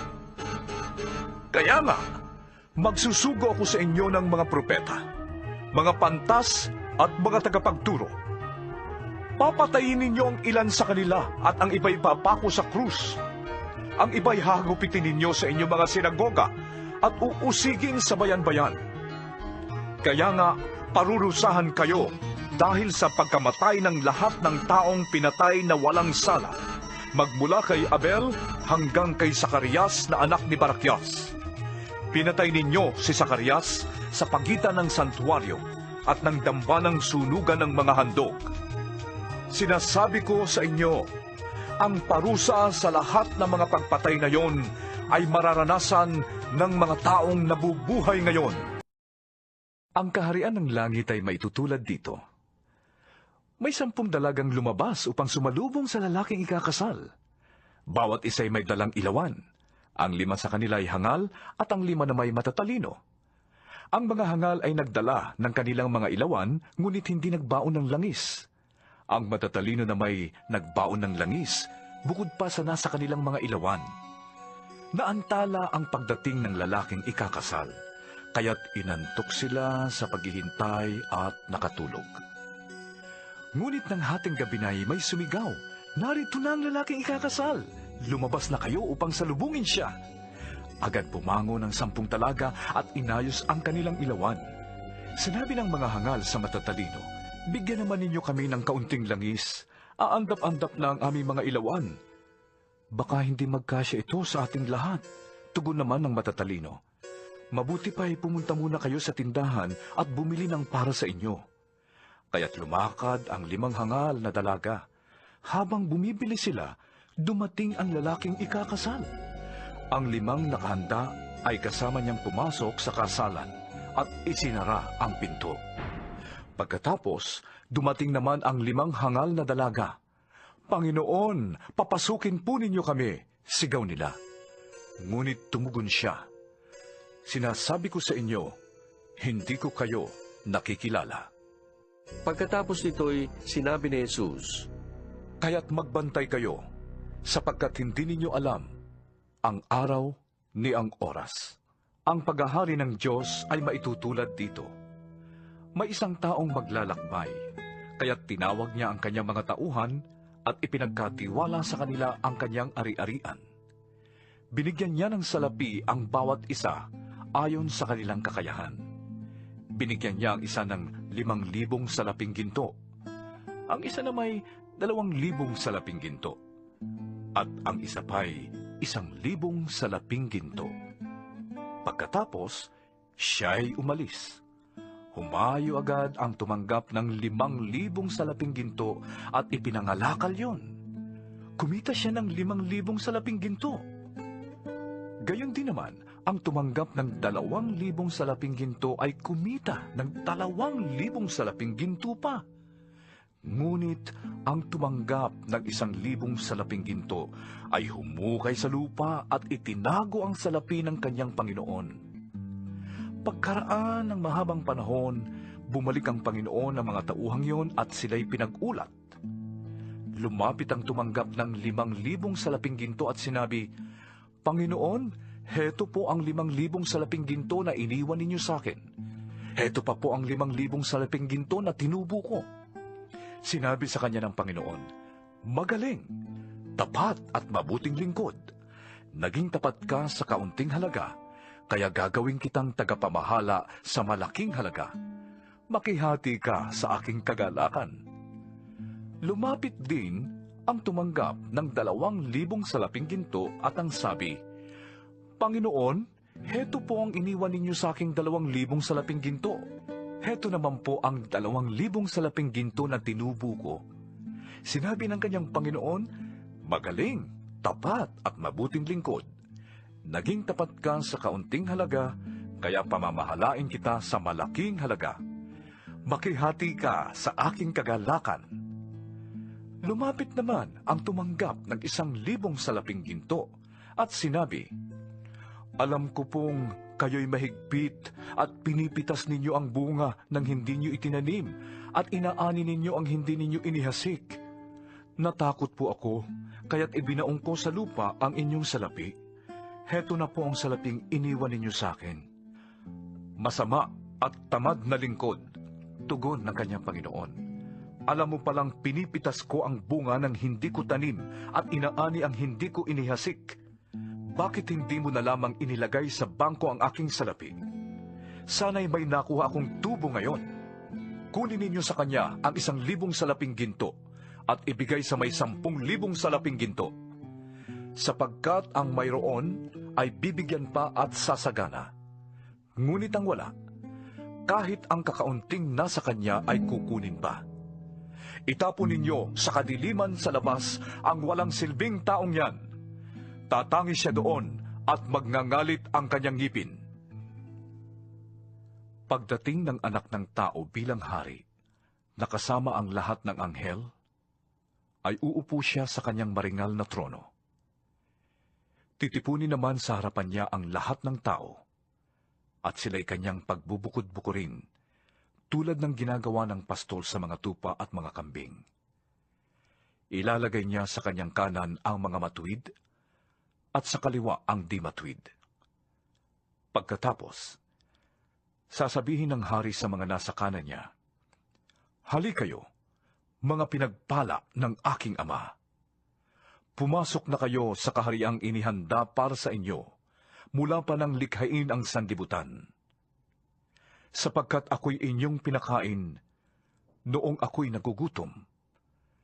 Ako'y inyong pinainom, noong ako'y nauuhaw. Ako'y isang dayuhan, at inyong pinatuloy. Ako'y walang maisuot at inyong dinamitan. Nagkasakit at inyong tinalaw. Nabilanggo at inyong pinuntahan. Sasagot ang mga matuwid, Panginoon, kailan po namin kayo nakitang nagutom at aming pinakain? O nauhaw at aming pinainom? Kailan po kayo naging dayuhan at aming pinatuloy? O kaya'y walang maisuot at aming dinamitan? At kailan po namin kayo nakitang nagkasakit o nabilanggo at kayo'y aming dinalaw? Sasabihin ng hari, Sinasabi ko sa inyo, nang gawin ninyo iyon sa isa sa mga pinakahamak kong mga kapatid, iyon ay sa akin ninyo ginawa. Sasabihin naman niya sa mga nasa kaliwa, Lumayas kayo sa harapan ko, mga isinumpa.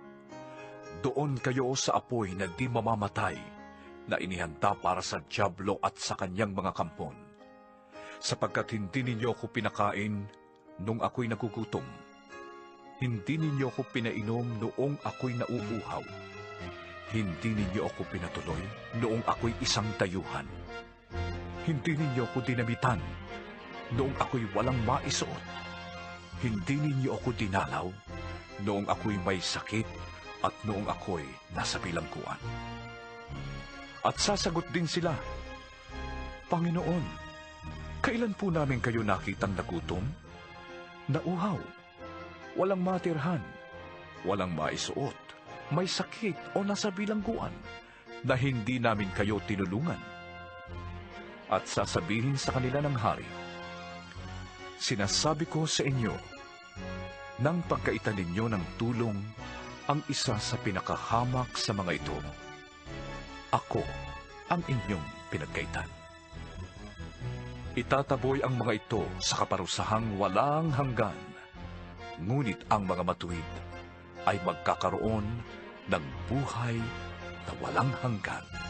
Matapos ituro ni Jesus ang lahat ng ito, sinabi niya sa kanyang mga alagad, Gaya ng alam ninyo, 2 araw na lamang at Pasko na.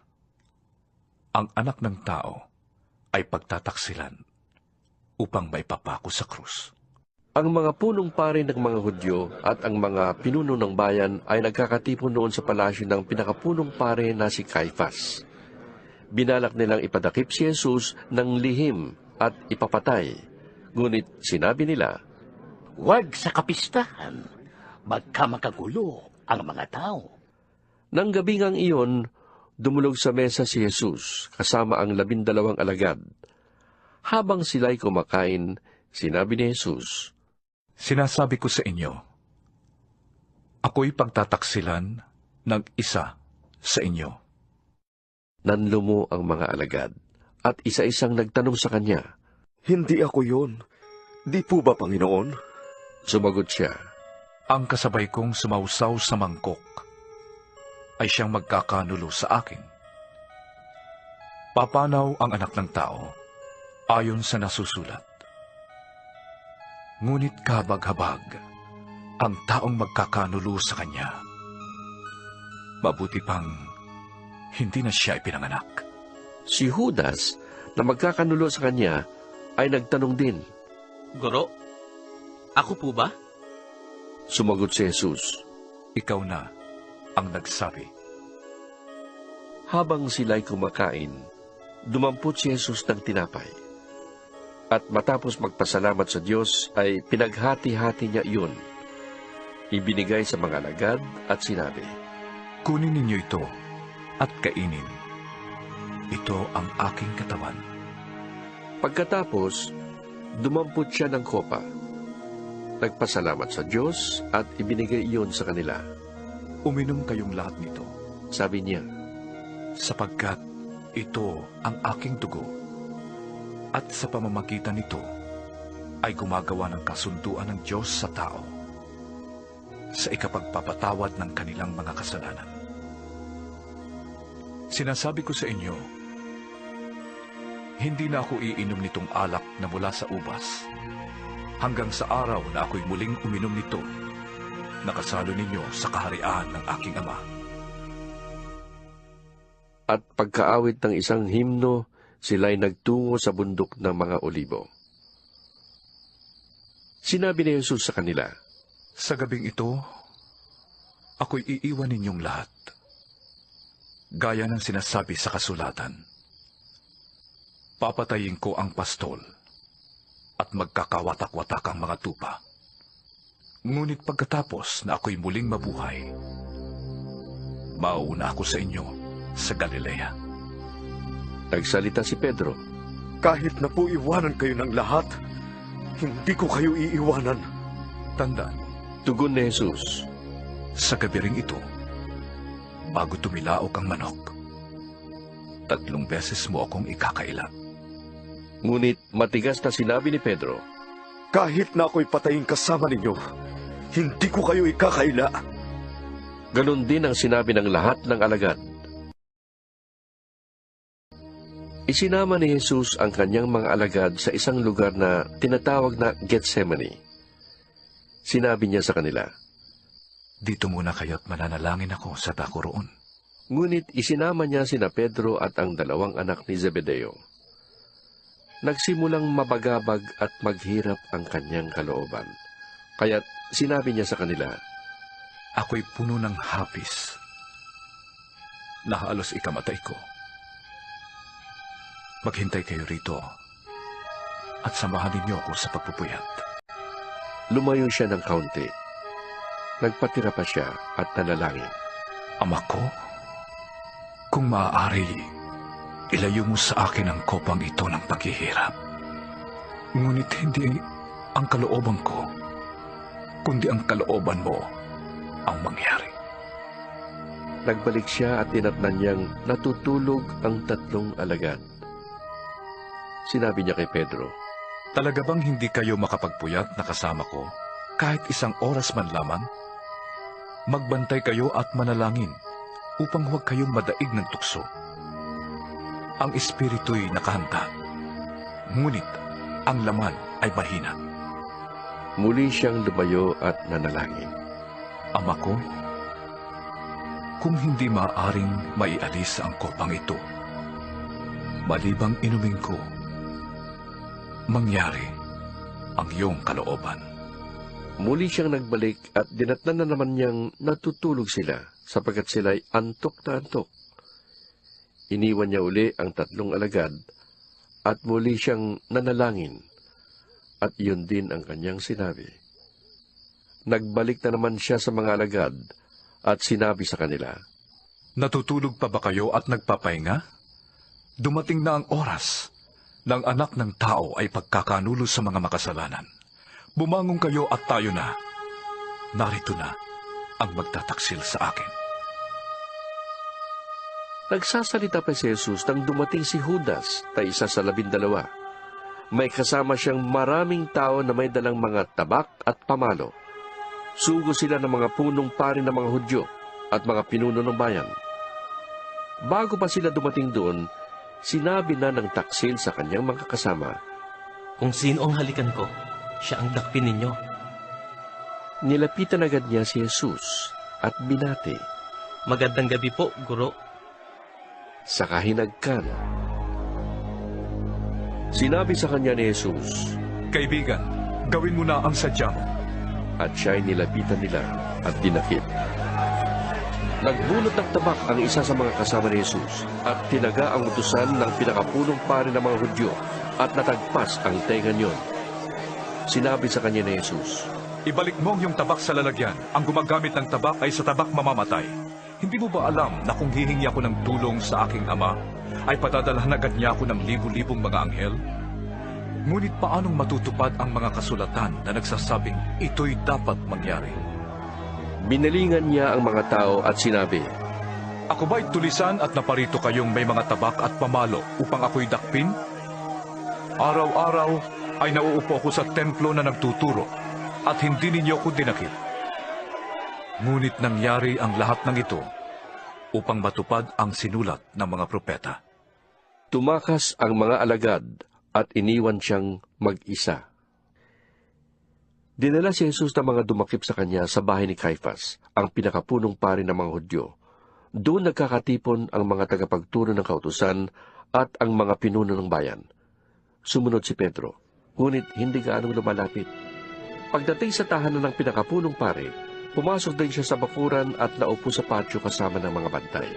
Ibig niyang makita kung ano ang mangyayari.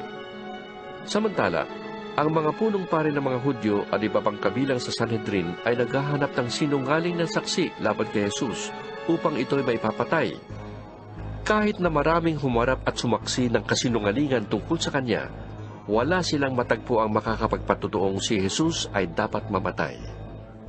Sa wakas, may 2 humarap at nagsabi, Sinabi ng taong ito na kaya daw niyang gibain ang templo ng Diyos at muling itayo sa loob ng 3 araw.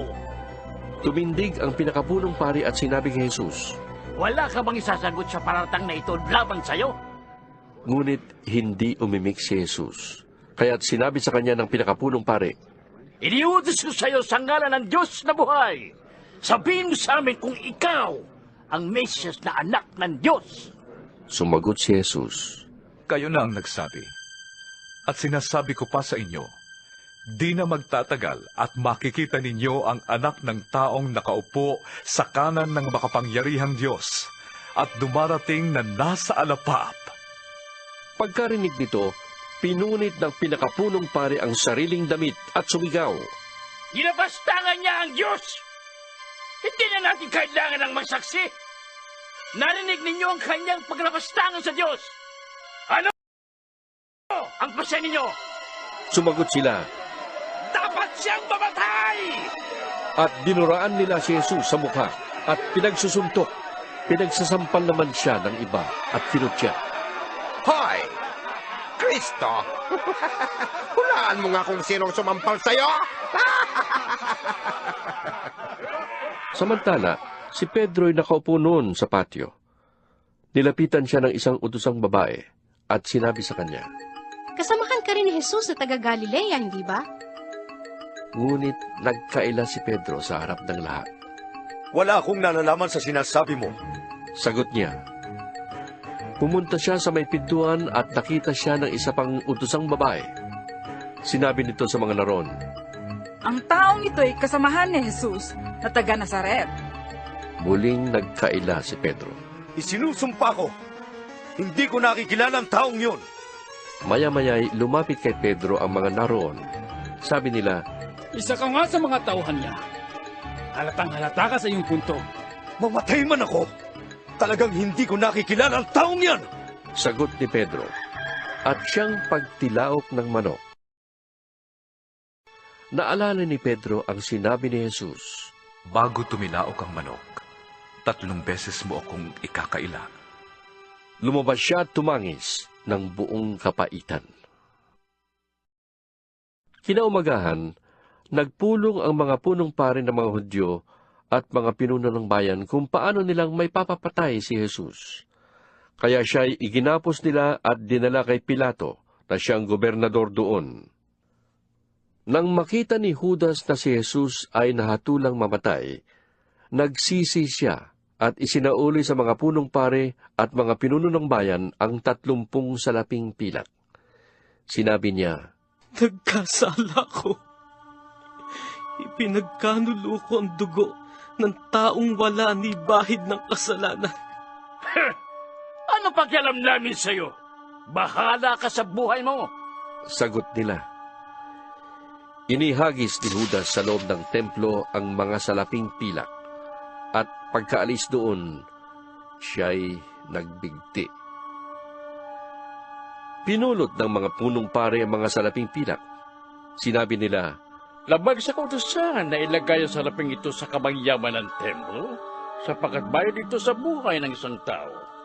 Nagkaisa sila na ang salaping iyon ay ibili ng bukid ng isang magpapalayok upang gawing libingan ng mga dayuhan. Mula noon, ang bukid na iyon ay tinawag na Bukid ng Dugo hanggang sa panahong ito. Sa ganitong paraan, natupad ang sinabi ni Propeta Jeremias. Kinuha nila ang 30 salaping pilak. Ang halagang katumbas niya ayon sa mga Israelita, at ginamit ito upang bilhin ang bukid ng isang magpapaliyok ayon sa inutos sa akin ng Panginoon. Iniharap si Jesus sa gobernador at siya'y tinanong nito, Ikaw nga ba ang hari ng mga Hudyo? Sumagot si Jesus, Kayo na ang may sabi. Ngunit nang paratangan siya ng mga punong pari at ng mga pinuno ng bayan, hindi siya umimik. Kaya't sinabi sa kanya ni Pilato, Hindi mo ba narinig ang paratang nila laban sa iyo? Ngunit hindi pa rin siya umimik, kaya't nagtaka ng labis ang gobernador. Kinaugalian na ng gobernador na tuwing Paskwa ay magpalaya ng isang bilanggo, sino mang mahiling ng taong bayan. May isang kilalang bilanggo noon na ang pangalan ay Barabbas. Kaya't nang magkatipon ng mga tao ay tinanong sila ni Pilato, Sino ang ibig ninyong palayain ko? Si Barabas o si Jesus na tinatawag na Mesiyas? Alam ni Pilato na naiinggit lamang sila kaya nila isinakdal si Jesus. Bukod dito, nang si Pilato ay nakaupo sa hukuman, nagpasabi ang kanyang asawa, Huwag kang makialam sa taong yan. Wala siyang kasalanan. Ngayon ay pinapahirapan ako ng aking panaginip tungkol sa kanya. Ang mga tao na may sinulsulan ng mga punong pari ng mga Hudyo at ng mga pinuno ng bayan na hilingin kay Pilato na si Barabas ang palayain at si Jesus ay ipapatay. Muli silang tinanong ng gobernador, Sino sa dalawa ang ibig ninyong palayain ko? Si Barabas! sigaw ng mga tao. Sinabi sa kanila ni Pilato, Kung gayon, ano ang gagawin ko kay Jesus na tinatawag na Mesiyas? At sumagot ang lahat, Ipago siya sa krus! Bakit? Ano ang nagawa niyang masama? tanong ni Pilato. Ngunit lalo pang lumakas ang kanilang sigawan. Ipago siya sa krus! Nang makita ni Pilato na wala siyang magagawa at malamang pa'y magkagulo, nagpakwa siya ng tubig at naghugas ng kamay sa harap ng mga tao. Wala akong pananagutan sa dugo ng taong ito. Bahala kayo. Sabi niya. Sumagot naman ang mga tao, Pananagutan namin at ng aming mga anak ang dugo niya! Pinalaya nga ni Pilato si Barabas at pinahagupit naman si Jesus. Pagkatapos, ibinigay siya sa kanila upang ipako sa krus. Dinala ng mga kawal ng gobernador si Jesus sa palasyo ng gobernador at nagkatipon ang buong batalyon sa paligid niya. Siya'y hinubaran nila at sinuutan ng isang balabal na matingkad na pula. Kumuha sila ng sangang matinik, ginawang korona at ipinutong sa kanya. Pagkatapos ay pinahawak siya ng halamang tambo sa kanang kamay. Siya ay ininsulto nila at diluhod-luhuran at pinati ng ganito, Mabuhay ang hari ng mga Hudyo! Siya ay pinagduduraan pa nila. Kinuha nila ang tambo at ito'y inahampas sa kanyang ulo. Matapos kutsain, hinubad nila ang balabal at muling sinuutan ng sariling damit. Pagkatapos, inilabas siya upang ipako sa krus. Paglabas ng lunsod, nakita nila ang isang lalaking taga Sirene na ang pangalay Simon. Pilit nilang ipinapasan sa kanya ang krus ni Jesus. Dumating sila sa lugar na tinatawag na Golgotha, na ang ibig sabihin ay puok ng bungo. Binigyan nila si Jesus ng alak na hinaluan ng apdo, ngunit nang matikman niya yon, ay hindi niya ininom. Nang maipako na siya sa krus, pinaghati-hatian ng mga kawal ang kanyang mga damit sa pamamagitan ng palabunutan. At pagkatapos, naupo sila upang siya'y bantayan. Isinulat sa kanyang ulunan ang sakdal laban sa kanya. Ito'y si Jesus na hari ng mga Hudyo. May dalawang tulisang kasama niyang ipinako sa krus, isa sa kanyang kanan at isa sa kaliwa. Ininsulto siya ng mga nagdaraan. Pailing-iling nilang sinasabi, Hindi ba ikaw ang gigiba ng templo at muling magtatayo nito sa loob ng 3 araw? Iligtas mo ngayon ang iyong sarili. Kung ikaw nga ang anak ng Diyos, bumaba ka sa krus! Kinutya rin siya ng mga punong pari ng mga Hudyo, mga tagapagturo ng kautusan at mga pinuno ng bayan. Sinasabi nila, Iniligtas niya ang iba, ngunit ang sarili di mailigtas. Di ba siyang hari ng Israel? Buwaba lang siya ngayon sa krus ay maniniwala na kami sa kanya. Nananalig siya sa Diyos at sinasabi niya siyang anak ng Diyos. Tingnan natin kung ililigtas siya ng Diyos. Nilait rin siya ng mga tulisang ipinakong kasama niya. Mula sa tanghaling tapat hanggang sa 3 ng hapon ay nagdilim sa buong lupain. Nang mag-aalas 3 na ng hapon, sumigaw si Jesus. Eli, Eli, lema sabachthani. na ang ibig sabihin, Diyos ko! Diyos ko! Bakit mo ko pinabayaan? ito'y narinig ng ilan sa mga nakatayo roon, kaya't sinabi nila, Tinatawag niya si Elias. may isang tumakbo at kumuha ng espongha. Binasa ito ng maasim na alak, nilagay sa dulo ng isang patpat at ipinasipsip kay Jesus. Sinabi naman ng iba, Hintay muna! Tingnan natin kung darating si Elias upang iligtas siya! muling sumigaw si Jesus ng malakas at nalagutan ng hininga. Biglang nahati ang tabing ng templo mula sa itaas hanggang sa ibaba. Nayanig ang lupa at nabiyak ang mga bato. Nabuksan ang mga libingan at muling nabuhay ang maraming banal na namatay. Lumabas sila ng libingan at pagkatapos na muling mabuhay si Jesus, sila ay pumasok sa Jerusalem at nakita roon ng marami. Nasindak ang kapitan at ang mga kawal na nagbabantay kay Jesus nang maramdaman nila ang lindol at masaksihan ang lahat na nangyari. Sabi nila, Tunay na si anak ng Diyos. Naroon ding nagmamasid sa di kalayuan, ang mga babaeng mula pa sa Galilea ay sumusunod na kay Jesus at naglilingkod sa kanya. Kabilang sa kanila si Maria Magdalena, si Mariang ina ni Santiago at ni Jose at ang asawa ni Zebedeo. Pagsapit ng dilim, dumating ang isang mayamang taga-Arimatea na ang pangalan ay Jose. Siya ay tagasunod din ni Jesus. Hiningi niya kay Pilato ang bangkay ni Jesus kaya't iniutos ni Pilato na ibigay ito sa kanya. Kinuha nga ni Jose ang bangkay at binalot ng bagong telang lino. Inilagay niya ito sa kanyang bagong libingan na ipinauka niya sa bato. Pagkatapos, iginulong niya sa pintuan ang isang malaking batong panakip at saka umalis. Kasama sa paglilibing sina Maria Magdalena at isa pang Maria. Nakaupo sila sa tapat ng libingan. Kinabukasan, pagkatapos ng araw ng paghahanda, sama-samang nagpunta kay Pilato ang mga punong pari ng mga Hudyo at ang mga Pariseo.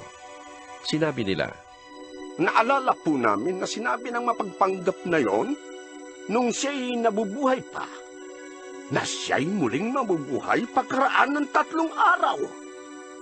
Kaya, pabantayan po sana ninyong mabuti ang libingan hanggang sa 3 araw. Baka pumunta doon ang kanyang mga alagad at kunin ang bangkay, at pagkatapos ay ipamalit ang siya'y muling nabuhay. Ang pandarayang ito'y magiging masahol pa kaysa una.